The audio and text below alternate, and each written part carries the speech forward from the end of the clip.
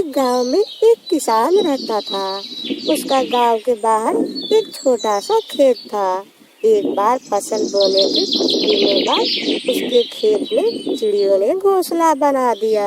कुछ समय बीता तो चिड़ियों ने वहाँ 2 अंडे भी दे दिए। उन अंडों में से 2 छोटे छोटे बच्चे निकल आए।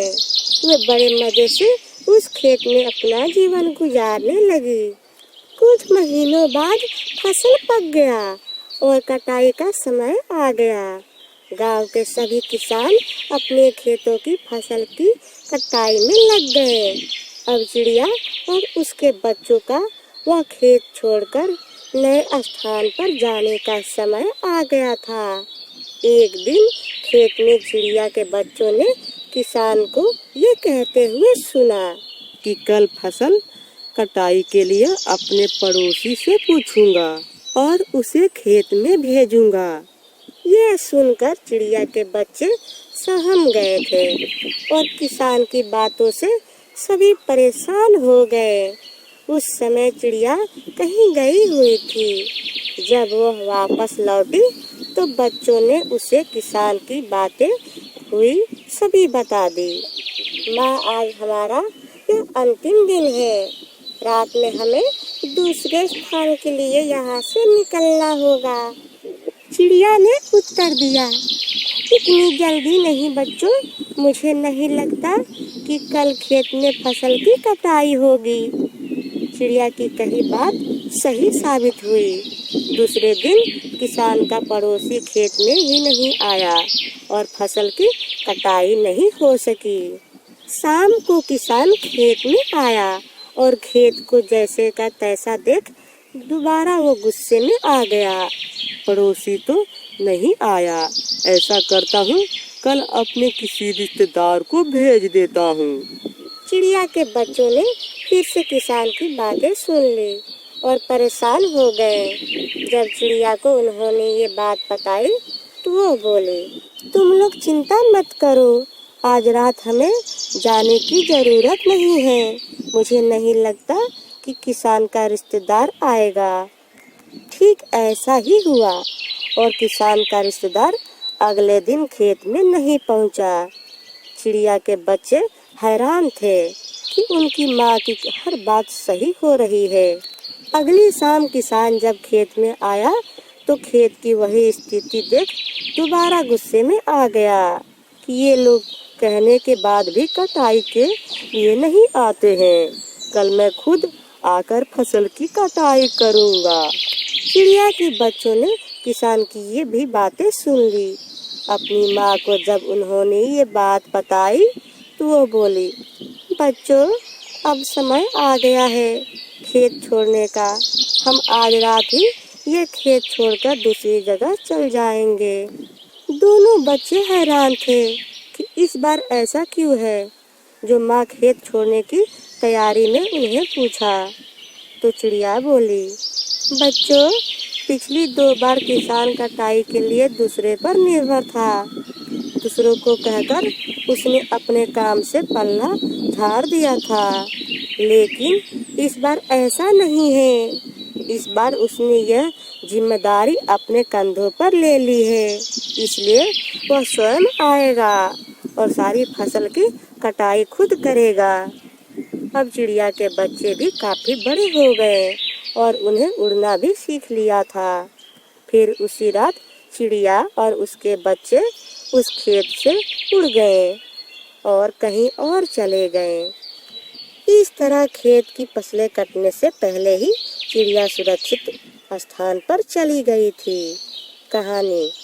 इस कहानी से यही शिक्षा मिलती है कि जब तक किसान दूसरों के भरोसे रहा, उसके खेत का काम रुका रहा, लेकिन जब वह दूसरों का भरोसा छोड़कर काम खुद से करने का निर्णय लिया तो उस खेत की चिड़िया भी समझ गई थी कि अब किसान ने ठान लिया है तो अपना काम खुद से कर सकता है। तो चिड़िया ने उस सब खेत को छोड़कर दूसरे खेत की तरफ चल दिया। इसलिए हमें भी अपना काम दूसरे को भरोसे नहीं छोड़ना चाहिए, बजाय खुद के करने के बजाय अपने हाथों से खुद करना चाहिए। दोस्तों, आपको अगले वीडियो में इससे अच्छी कहानी मिलेगी, तो चैनल को जरूर सब्सक्राइब करें। धन्यवाद। उस हरे भरे जंगल के शांत कोने में एक चिड़िया बसी हुई थी, जिसका नाम रानू था। वो अपने प्यारे प्यारे छोटे छोटे बच्चों के साथ वहाँ रहा करती थी।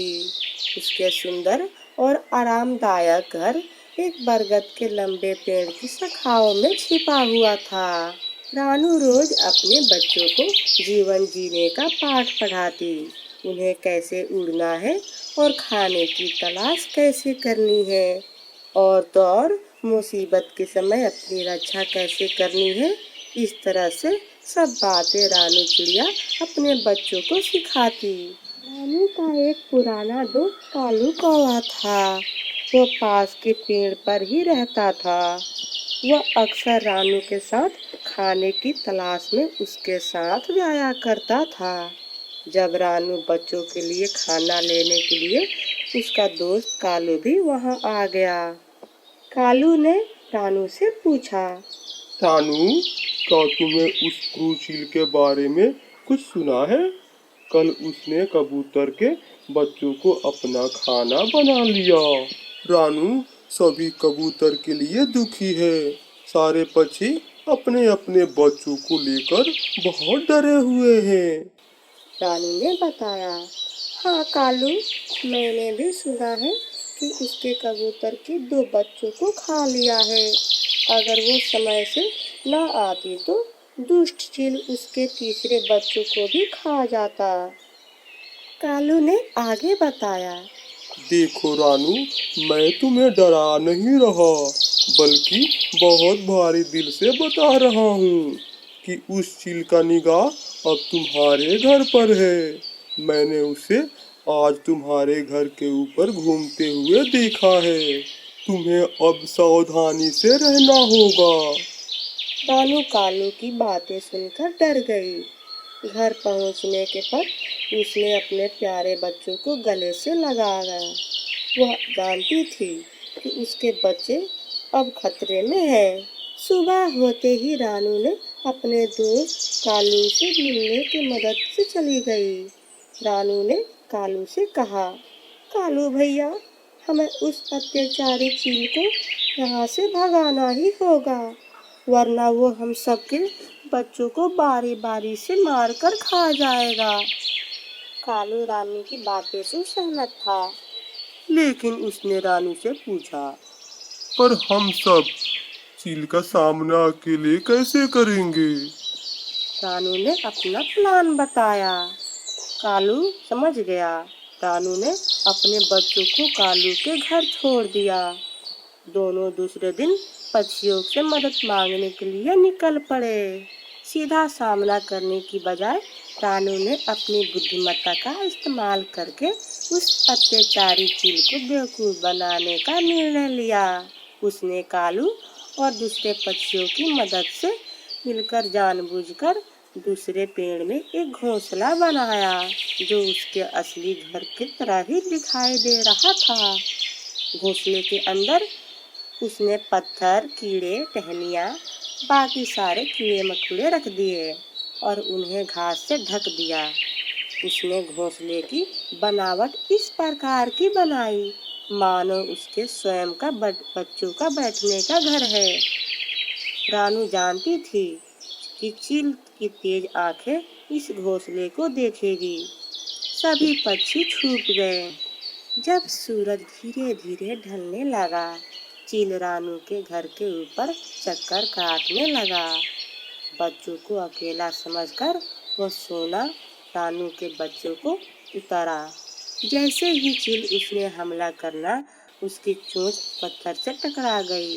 उसने देखा कि सिवाय पत्थर और कीड़े के यहाँ पर उसके बच्चे भी नहीं हैं। उसके चोंच टूटने की वजह से और वो घबरा गया, यहाँ पर मुझे धोखा हुआ है। चील ने धोखा खाकर चिल्लाने लगा। फिर तुरंत ही सारे पक्षी उस पर टूट पड़े। सभी पक्षी मिलकर चील की धुलाई करने लगे। चील की धुलाई करते ही चील भाग गया। चील के भागने की खुशी में सारे पक्षी जंगल में खुशी से झूम उठे। इस तरह से रानू की बुद्धिमत्ता की बहुत तारीफ करने लगे सभी चील।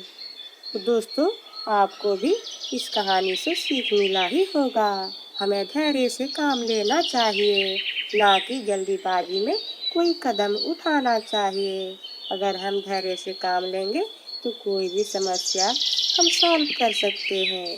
दोस्तों, आज के लिए ये काफ़ी है। अगले दिन आपको वीडियो बढ़िया मिलेगा।